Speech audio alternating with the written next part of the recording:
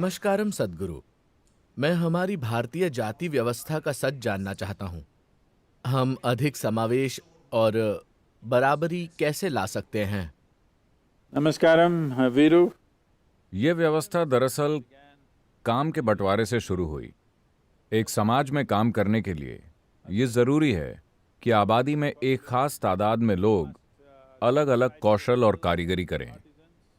कोई प्रशासन का ध्यान रखे, कोई समाज के लिए शिक्षा और आध्यात्मिक प्रक्रिया को देखे। इस तरह उन्होंने 4 मूलभूत विभाजन किए। समय के साथ वो और बंटते गए। जरूरी नहीं है कि पक्षपाती प्रक्रिया के तौर पर, बल्कि काम के बंटवारे के तौर पर। और साथ ही हमें यह समझना चाहिए कि प्राचीन समय में जब कोई इंजीनियरिंग स्कूल और मेडिकल स्कूल नहीं थे, अगर आपके पिता बढ़ई थे तो आप बचपन से घर पर बढ़ईगिरी सीखते थे और एक अच्छे बढ़ई बनते थे। तो जाति व्यवस्था को कायम रखते हुए कौशल को पीढ़ी दर पीढ़ी आगे बढ़ाया जाता था। मगर अफसोस की बात है कि बीच में कहीं एक सुनार खुद को लोहार से बेहतर समझना शुरू कर देता है। हालांकि शायद समाज के लिए एक लोहार का काम सुनार से कहीं ज्यादा उपयोगी है, मगर किसी न किसी तरह एक खुद को दूसरे से श्रेष्ठ समझने लगता है और पीढ़ियों के साथ ये श्रेष्ठता स्थापित हो जाती है। इस श्रेष्ठता को स्थापित करने की कोशिश में हर तरह की शोषणकारी प्रक्रियाएं शुरू हुई और वो ऐसी जगह पहुंच गईं जहां जाति व्यवस्था लगभग रंग भेद की तरह अभिव्यक्त होना शुरू हो गई है। ये ऐसा हो ही गया है। अब भी भारत के कई गाँव में नीची जाति के माने जाने वाले लोग, जिन्हें आप दलित कहते हैं, कई गांवों में उनके पास बुनियादी मानव अधिकार भी नहीं है।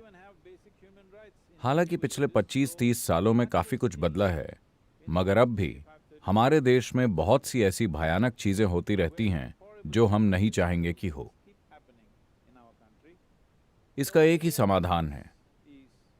पहली बात, यह व्यवस्था आज के समय में प्रासंगिक नहीं है, क्योंकि कौशल को कई तरीकों से लोगों तक पहुंचाया जा सकता है। हमारे पास एजुकेशनल इंस्टीट्यूशंस हैं, टेक्नोलॉजिकल इंस्टीट्यूशंस हैं, इसलिए अब ऐसा नहीं कि कौशल सिर्फ परिवार के अंदर ही आगे बढ़े। But there is one context that is of social security. मगर एक संदर्भ अब भी है और वो है सामाजिक सुरक्षा। लोग अपने वर्ग और जाति का ध्यान रखते हैं। वो हमेशा अपनी जाति के लोगों की मुसीबत में मदद करते हैं। इस तरह की सामाजिक सुरक्षा मौजूद है। तो ये बहुत महत्वपूर्ण है कि हम एक राष्ट्रव्यापी सामाजिक सुरक्षा प्रणाली लाएं और ऐसी शिक्षा व्यवस्था बनाएं जो हर किसी की क्षमता के मुताबिक उन्हें कौशल प्रदान करे। ऐसा होने पर मेरे ख्याल से जाति व्यवस्था अपने आप खत्म हो जाएगी।